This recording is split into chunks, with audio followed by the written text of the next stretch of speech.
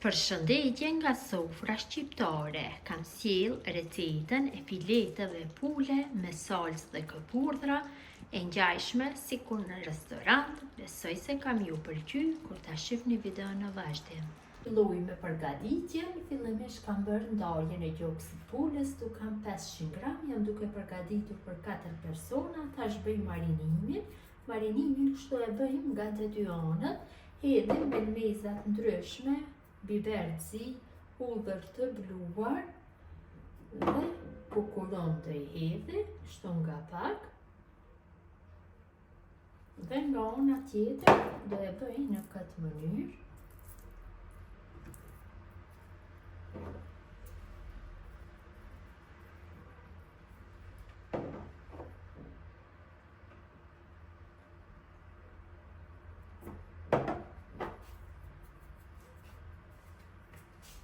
Tash marrim një tigan të lloji që nuk nxeh dhe në të shtojmë vaj, dikon rreth 60 ml dhe në temperaturë mesatare nxehim vajin mirë.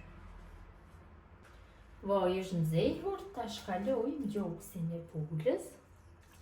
Kështu. Dhe skuqim nga të dy anët, dikon për 5-6 minuta. Në fillim do e skuqim nga njëra anë, më pas do e skuqim nga ana tjetër. Kam skuqur nga njëra anë, tash kthej nga ana tjetër dhe nga ana tjetër do e skuqim kështu në mënyrë të mirë. Është skuqur gjoksi i pulës nga të dy anët, tash e largojna nga tigani.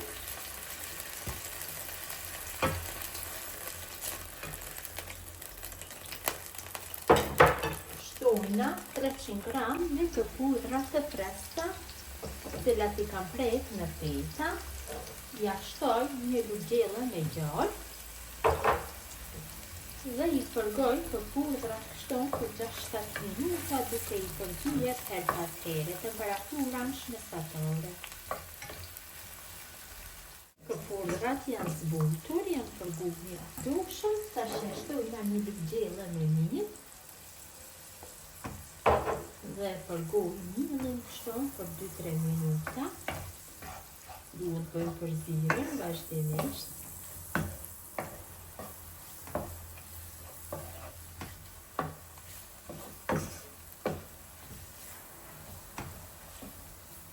Kam përguar dhe millin mjaftueshëm.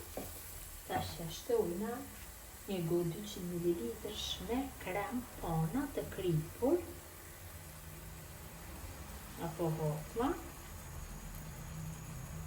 Shtojna një gotë 200 ml me ujë. Përzi masën kështu. Përgatitja është shumë e thjeshtë, vërtet bëhet një drekë apo darkë sikur në restorant. Shtojna vegetë. Vegeta shtohet sipas dëshirës, pak biber të kuq. Përsëri e përzi masën. Dhe tash e shtojna gjoksin e pulës.